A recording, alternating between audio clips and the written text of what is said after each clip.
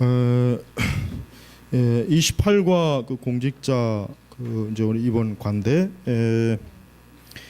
교회와 국가에 대해서 알고 하나님이 세우신 정부와 공직자에 대해 어떤 생각과 믿음을 가져야 하는지 알고 어떻게 행동해야 하는지 알아야 된다. 지난주 수요일날 설교가 여기와 좀 관련되는 거니까 지난주 수요일날 설교를 여러분 혹시 안 들으신 분은 들어보시고, 이 정부도 누가 세우셨습니까? 하나님이 세우신 겁니다. 이걸 근데 의외로 모르는 우리 신자분들이 많더라고요. 하나님은 교회만 세웠다고 생각하는데 그렇지 않습니다. 하나님께서는 정부도 세운 거예요. 국가는 사람이 세운 게 아니에요. 이걸 이제 우리가 명확하게 해야 돼. 국가라고 하는 것 자체가 사실 누가 세웠냐면 하나님이 세우신 거예요. 하나님께서 이 세상을 어떻게 합니까? 그러니까 일반 은총 영역에서 국가를 세워서 이 세상의 질서를 하나님께서 이 국가가 관리하도록 한 거예요. 교회는 영적인 그 질서, 영적인 영역을 교회는 다루는 것이고, 정부는 뭡니까? 일반적인 영역, 자연은총 영역을 다루는 거예요. 근데 이제 카톨릭 같은 경우는 두 영역을 다 지금 움켜잡으려고 잡고 있잖아요. 카톨릭 같은 경우는 그 도시국가예요. 그 바티칸 자체가 도시국가입니다. 도시국가. 하나의 국가예요, 국가. 예를 들면 저 뭐 홍콩도 도시국가잖아요. 바티칸도 도시국가라고요. 그 자체가 정부 구조로 돼 있어서 대사를 파견하고 대사를 받고 어떤 국제 그 정치 그 현장에서 바티칸도 하나의 국가의 형태로 활동을 하고 있습니다. 잘못된 거죠. 예? 왜? 교회는 이 세상의 정치적인 그 영역에 발을 들어놓으면 안 돼요. 왜? 하나님께서는 교회가 어떤 세속의 정치적인 영역을 거기에 뿌리를 내리라는 말씀이 없단 말이에요. 고대 이제 이스라엘은 어떠한 나라입니까? 신정 정치하는 국가, 신정국가.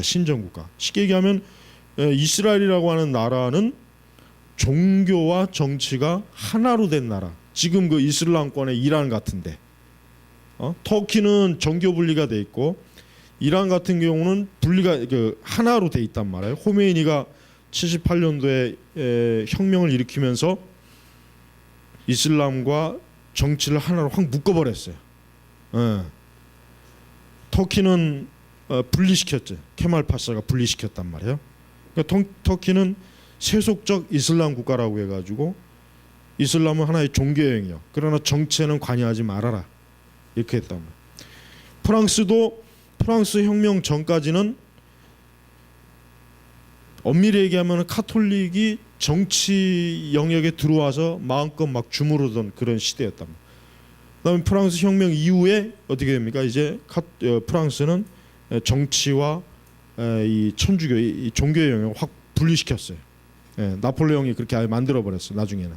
그러니까 나폴레옹이 아주 그 한편으로는 굉장히 그 카톨릭을, 천주교를 아주 뭐라 그럴까, 아주 그 수치감을 준 그 사람이에요. 교황을 아주 그냥 발가락에 때만큼도 여기 안 여겼어요. 굉장히 교황이 아주 막 그 나폴레옹을 굉장히 싫어했습니다. 그러니까 그런 면에서는 아주 나폴레옹이 참 괜찮은 사람이에요. 아주. 교황을 발가락에 때만큼도 안 여겼어요. 전혀 두려워하지 않았어요. 나폴레옹이 그래서 사실은 참 그런 면에서는 참 위대한 사람이에요. 히틀러도 사실 교황을 그렇게 무서워하지 않았어요. 히틀러도 천주교 신자이긴 했지만 그러나 교황을 별로 뭐 그렇게 대단하게 여기지 않았어요. 사실은 히틀러가 바티칸을 완전히 다 쓸어버리려고 했어요. 사실은 바티칸을 아예 없애버리려고 했다고, 히틀러가. 그런데 이제 교황이 벌벌 떨 거죠. 우리가 나치의 정책을 좀 지원해 줄 테니까 우리하고 정교 협약을 맺자. 그래서 히틀러가 그냥 불쌍하게 여겨가지고 이렇게 봐준 거란 말이에요. 안 그랬으면 히틀러가 그 이탈리아 그 무솔리니도 사실은 교황을 굉장히 싫어했단 말이에요. 아주 히틀러하고 무솔리니가 이 바티칸을 없애버리자. 저런 거 저것들 놔두면 뭐하냐, 맨날 저 이상한 짓들 하는데 자리만 차지하고 없애버리려고 했는데 이제 교황이 이제 그 당시에 교황이 굉장히 그 정치적인 술수를 쓴 거죠. 우리가 그 파쇼, 그러니까 이탈리아 파시즘과 독일의 나치즘을 우리가 지지할 테니까 이 바티칸은 존속하게 해달라, 그런 협약을 맺은 거예요. 협약을. 그래서 겨우 살아남은 거예요. 안 그랬으면은 뭐 이미 벌써 히틀러가 저거 가만 안 놔뒀죠. 그러니까 카톨릭이 굉장히 아주 그냥 정치적으로 굉장히 아주 교활합니다. 그 프랑스 혁명 이후에 카톨릭은 항상 두려움이 뭐였냐면 언제 이 바티칸이 없어질지 모른다는 두려움을 가진 거예요. 그러니까 항상 정치적으로 이 카톨릭은 자기네들 세력을 고수하고 유지하기 위한 그 활동이 굉장히 아주 치밀했단 말이에요. 네. 그래서 지금은 이제 지금이야 이제 바티칸을 이제 그런 식으로 하는 그런 이제 세력은 없죠. 없지만서도 여전히 그 천주교는 바티칸을 통해서 세속적 권력과 종교적 양편의 권력을 다 지금 소유하려고 하는 그런 데예요. 소유하고 있고. 그러나 이제 칼빈은 이제 칼빈에 대해서 그 비판하는 사람들 중에 아주 그 무식한 사람들이 많아요. 칼빈이 마치 국가 교회를 지지했다는 식으로 얘기하는데 그건 잘못하는 거예요. 칼빈은 결코 국가 교회, 즉 교회가 세속적 권력을 잡는 걸 칼빈은 절대 원하지 않았습니다. 절대 칼빈은 그걸 지지하는 사람이 아니에요. 근데 칼빈을 비판하는 많은 그 자료들을 보면은 칼빈이 마치 꼭 교황처럼 세속 그 권력도 취하려고 하는 아주 그런 권력 욕심이 많았다는 식으로 칼빈을 비판을 하는데 그렇지 않습니다. 칼빈은 철저하게 교회는 영적인 영역, 거기에만 교회가 관여해야 된다. 일반 이 세속 권력은 하나님께서 국가를 통해서 거기에 영역으로 다스리게 놔뒀기 때문에 종교 분리를 칼빈은 그걸 지지했어요. 결국 하나를 지지한 게 아니란 말이에요. 다만 이제 종교개혁 시대의 그 상황이 좀 어떠냐면 그 당시 교회가 어떤 정치적인 그 관계와 긴밀하게 밀접한 그 관계가 돼 있었단 말이에요. 쯔빙글리도 마찬가지고. 그러니까 어쩔 수 없이 이제 그 시의회나 이런 데하고 어떤 그 교회 관련 문제를 협의하고 처리하는 과정이 있었을 뿐이지 종교개혁자들은 1차적으로 교회와 세속의 정치는 분리해야 된다. 이 종교 분리를 항상 지지했다는 걸 우리가 알아야 돼요. 그리고 이제 청교도들이 실수한 게 있죠. 청교도들이 뭘 실수했냐면 청교도들이 이 국교회에서 이제 기독교를 개혁하는 과정, 교회를 개혁하는 과정 중에서 청교도들이 세속적 권리를 가지려고 했어요. 그게 청교도가 굉장히 거기에서 청교도가 굉장히 오류를 범한 거예요. 그래가지고 그 청교도가 한때 이제 찰스 1세를 사형장으로 가서 폐해버리고 청교도가 이제 권력을 가지고 있었단 말이에요. 한때 잠깐. 그러나 찰스 2세 왕정 복고가 일어난 다음에 다시 빼앗겨 버렸어요. 그때 굉장히 청교도가 고난을 많이 당했다고. 굉장히 많이 당했단 말이에요. 예를 들면 그 당시 청교도 권력을 갖고 있던 그 누구죠? 그 갑자기 이름이 생각 안 나네.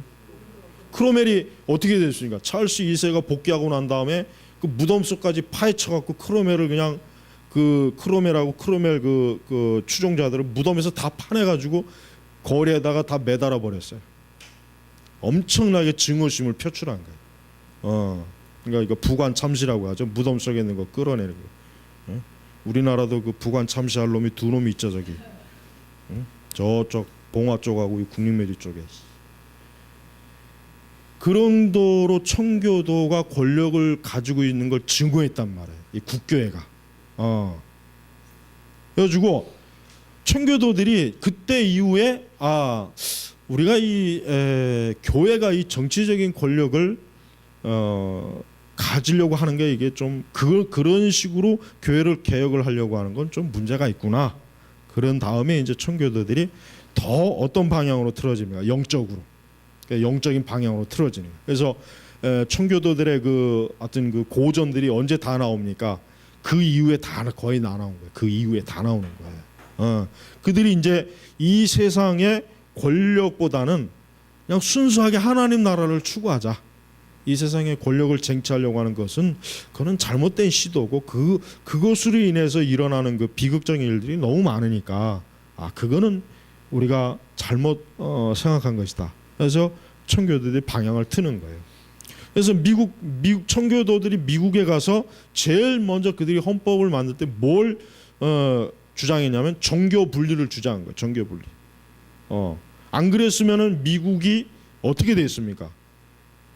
개신교가 국교가 될 수가 있었어요. 개신교가 국교. 그러나 청교도들은 이미 그 전 세대 국가가 교회와 결탁하면은 비참한 일이 일어난다는 걸, 교회가 또 타락하고 안다는 걸 경험한 거예요. 그건 잘못된 것이라는 거. 그래서 미국에서는 어땠습니까? 철저하게 그 헌법에 종교 분리를 지지한 거예요.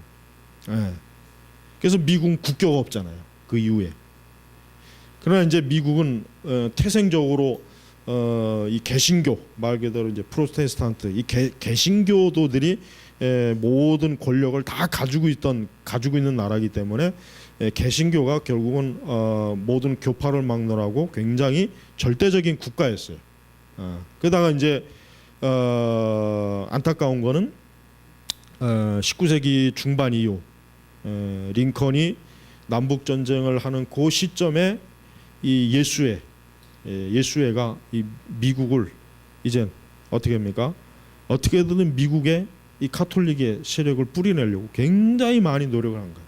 그러니까 남북 전쟁도 실제로는 누가 일으킨 거냐면 예수회가 일으킨 거예요. 예수회가 다 뒤에서 공작을 한 거란 말이에요. 그래서 그 링컨이 그 일기에다가 카톨릭만 아니었으면 남북 전쟁이 일어날 일이 없었다. 그렇게까지 그가 고백을 해놨단 말이에요. 그래서 지금은 이제 그 실제적으로 미국 같은 경우는 로마 카톨릭이 거의 모든 그 어떤 영역을 상당히 많이 지금 지배하고 있어요.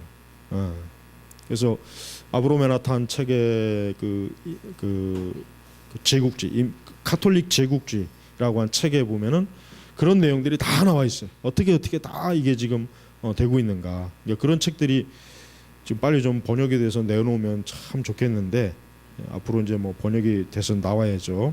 지금 뭐 원서는 있는데 자 이렇게 우리가 알아야 될 건 뭐냐면 하나님께서는 정치적 지도자들 이 공적 지도자들을 세워서 어떻게 합니까?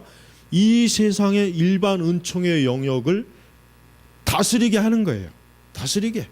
왜? 일반 은총 영역을 다스리지 않으면 어떻게 되겠습니까? 이 세상이 하루라도 존속하겠어요? 지금 만약에 경찰서가 다 문이 닫고 법원과 검찰이 없어지면 어떻게 되겠습니까? 그럼 사기꾼들 폭동이 일어나죠. 폭동. 나라가 이게 완전히 엉망이 돼 버리죠. 그러니까 하나님께서 이 국가라고 하는 제도를 세워서 그걸 다스리게 한 거예요. 그리고 교회는 영적인 데만 기울여라 이거예요. 교회는 영혼 구원 사역에만 귀를 기울이고 불필요하게 정치 영역에 기웃기리지 말아라. 이게 하나님의 뜻인데 우리나라가 기독교 정당을 만든다 막 그렇게 헛짓거리를 몇 번 했잖아요. 그 잘못한 것이라. 그렇게 하면 안 돼요. 그건. 왜? 교회는 정치의 일선에 나설 이유가 없어요. 교회는 영적인 하나님의 나라를 추구하고 세우는 일에 전심전력해야지 이 세상 정치 영역에 나와서 하는 것은 교회가 하나님이 주시지 않은 권력을 교회가 차지하려고 하는 거예요. 그래서 우리가 그걸 명확하게 우리가 알고 있어야 돼요. 그래서 우리는 정치 지도자들을 우리는 저들도 하나님이 세우신 하나님의 종이라고 우리가 여겨야 되는 거예요. 그들도 역시 뭡니까? 하나님께서 이 세상의 일반 은총을 다스려라, 질서를 지켜라. 그러한 사명을 그들에게 주신 것입니다. 자, 나아번에 보면 그리스도인들도 공직을 수여하는 것이 합당하며 모든 공직에 있는 사람들은 교회를 간섭해서는 안 되며, 그렇죠. 정교 분리예요. 모든 종교적인 집회나 교회의 집회가 방해되지 않도록 보호할 의무가 있고, 반면에 교회는 공직자들을 위해 기도하고 존중하고 세금이나 기타 법으로 정해진 의무를 따라야 합니다. 제가 지난 수요일 날 그 설교하는 게 이 내용이 지금 다 들어가 있습니다. 국가는 국가는 교회가 하는 일에 간섭을 하면 안 되죠. 뭐 교회가 이래라 저래라 그걸 간섭하면 안 되는 거예요. 그거는 종교의 영역을 국가가 침범하는 거란 말이에요. 근데 공산주의는 어떻습니까? 교회를 파괴시키는 놈들이잖아요. 이 종북 좌파들은 교회를 눈에 가시처럼 여겨요. 그러니까 나는 싫어하는 거야. 난 다른 이유에서가 아니야. 이 대한민국에 있는 종북 좌파 놈들은 교회를 눈에 가시처럼 여겨요. 그것들은. 그 다음에 또 기독교 내에 있는 좌파 놈들, 그건 놈이라고 해야 돼. 그 녀석들은. 그들도 아주 똑같은 세력들이에요. 그것들도 아주 나쁜 세력들이에요. 아주. 그러니까 교회를 개혁한다는 구실로 교회의 어떤 정통 신앙과 정통 신학을 부정하는 자들이 아주 그냥 교활하고 마귀 같은 놈들이 아주. 우리 카페 자료 있으니까 꼭 보셔야 돼. 근데 거기에 속한 자들이 그 뻔뻔스럽게 한국 교육에서 뭐 어쩌고 저쩌고 막 드러내는데, 우리는 절대 그런 그 두 얼굴을 가진 그 마귀의 이 사단의 무리들에게 절대 속아 넘어가면 안 됩니다. 근데 그런 자들에게 많이 속아 넘어가더라고. 우리 개혁주의권 내에도 그런 떨거지들이 있어요. 조심해야 돼. 그런 애들은 절대 그런 자들 받아주면 안 돼요. 아주. 교회는 또한 역시 국가의 안정과 안녕을 위해서 교회는 힘써야 돼요. 교회가 반정부 활동하고, 저 천주교 정의구현 사제단이라고 하는 그 떨거지들, 쟤들은 천주교 내에서도 지금 굉장히 문제 집단이라고 지금 여겨지고 있어요. 교회는 절대로 반정부 활동하면 안 됩니다. 정부가 교회에 대해서 이러니 저러니 참견하지 않는 이상 교회는 절대로 국가의 안정을 위해서 교회는 최대한 도와야죠. 힘써야 돼요. 지지해야 돼요. 그게 교회가 마땅히 해야 될 일이에요. 국가가 불안정하고 정치가 불안정하고 사회가 불안정하고 교회가 평안할 수가 있습니까? 절대 평안을 못해요. 못합니다. 그러니까 교회는 항상 그 시대에 거쳐 정치 질서와 제도가 안정되도록 항상 최선을 다해서 교회는 보호하고 협력하고 협조해야 된단 말이에요. 그걸 반대하고 그걸 반정부 활동하고 뭐 데모하고 파업하고 이런 짓은 그리스도는 하면 안 돼요. 왜? 그건 하나님을 대적하는 거예요. 왜? 하나님이 정당히 세우신 권력을 반대하는 건 그건 하나님을 반대하는 거나 똑같은 것입니다. 다를 바가 없는 거예요. 그러니까 예수님 믿는 사람들은 절대 데모나 이런 파업하는 데 참여하면 안 됩니다. 그건 정당한 게 아니에요. 물론 이제 때로는 이제 좀 정당한 파업이나 어떤 데모가 있을 수는 있어요. 있을 수는 있겠는데 그러나 그런 경우라도 우리는 교회는 그런 일에 정말 합리적이고 온건한 그 자세로 그걸 해야지. 그리스도인들이 막 과격하게 막 화염병 던지고 뭐 돌멩이 던지고 막 그렇게 하는 거는 그건 절대 하나님 기뻐하지 않아요. 절대 그러면 안 됩니다. 근데 우리 한국에 있는 좌파 기독교인들은 그렇게 해요. 그런 짓을 해요. 그놈들 보면 그놈들은 반정부 활동해요. 예? 우리 교회 안에 우리 기독교 안에 얼마나 여러분 빨갱이들이 여러분 많아요. 굉장히 많습니다. 이 장로 목사들 중에도 간첩들 분명히 있어요. 틀림없이 있습니다. 그것들이 교회 우리 기독교를 자꾸 친북 형태로 자꾸 유도하고 여론을 퍼뜨리고 교회 안에서 좌파 활동 자꾸 해서 젊은 애들 자꾸 그런 데로 끌어들이고 다 그 짓 하는 거예요. 그다음에 이제 또 하나 우리가 좀 분별해야 될 거는 사실 저는 대원교회를 좋아하지는 않지만 이 좌파들은 대원교회를 굉장히 좀 싫어합니다. 대원교회를 좀 무너뜨리려고 하는 술수도 펴요. 그거는 우리가 좀 잘 좀 파악해야 돼. 예. 그래서 대형교회 목사들 자꾸 이제 문제를 끄집어내는 게 누가 하는 거 주로 누가 합니까? 그 좌파 애들이 하는 거예요. 그거 끄집어내 가지고 교회를 흔드는 거예요. 그런 면에서 우리가 좀 그걸 예리하게 좀 그거는 좀 거리를 둬야 돼요. 왜? 교회를 근본적으로 무너뜨리는 세력하고는 절대 우리는 손을 잡으면 안 됩니다. 아무리 그들이 정당한 목적을 가지고 있어도 그들이 가지고 있는 목적은 근본적으로 교회를 무너뜨리려고 하는 거예요. 교회를 개혁하는 것하고 무너뜨리는 것하고 전혀 다른 거예요. 그래서 우리는 교회를 파괴하고 무너뜨리고 교회를 같은 혼란스럽게 하려고 하는 이 악의 무리들은 이거는 사단의 무리라고 우리가 알아야 돼. 이것들하고는 딱 거리를 둬야 돼요. 이거하고는 우리는 손을 잡으면 안 됩니다. 그런 자들, 그들이 아무리 교회 개혁을 외쳐도 그들의 그 숨겨진 발톱, 숨겨진 날카로운 이빨을 우리가 볼 줄 알아야 된단 말이에요. 거기에 괜히 현혹되면 큰일 납니다. 그래서 우리는 정부와 교회라고 하는 건 서로 분리되고 독립되어 있으면서 그러면서도 뭡니까? 상호 의존해야 돼. 상호 의존해야 돼. 그래서 서로 간에 협력하고 화합할 수 있어야지. 이걸 분열시켜서 막 그냥 여러분 베트남이 망할 때 보면은 이 종교가 얼마나 활동을 많이 불교, 천주교가 특히 그냥 막 이 반정부 활동을 얼마나 많이 했습니까? 결국 공산화되고 나서 어떻게 됐습니까? 그런 것들 싹 다 뒤졌잖아요. 공산주의자들이 얼마나 그 교활한 자들인지 아세요? 자기네들이 이용해 먹으면 실컷 이용했고 나중에 가면 다 죽여버려, 다 없애버려요. 우리나라도 똑같았습니다. 우리나라 6.25 때 해방 이후에 그것도 모르고 이 친북 좌파 활동하는 이 목사들이나 이런 것들을 보면은 참 한심한 놈들이에요. 한심한 놈들. 어떻게 그 머리는 뒀다 뭐에다 쓰는지 모르겠어요. 못 박을 때 쓰는 건지. 왜 그런데 그렇게 속아 넘어갑니까? 왜 이렇게 어리석습니까? 그러니까 생각이 없는 거예요. 생각이 죽어버린 거예요. 죽어버린 거. 좀 역사를 알고 이런 이 세상 이 정말 하나님의 진리를 통해서 이 세상의 질서나 이런 것들을 알면은 그 오류가 분명히 드러나는데 여러분 우리나라 우리의 이 대한민국이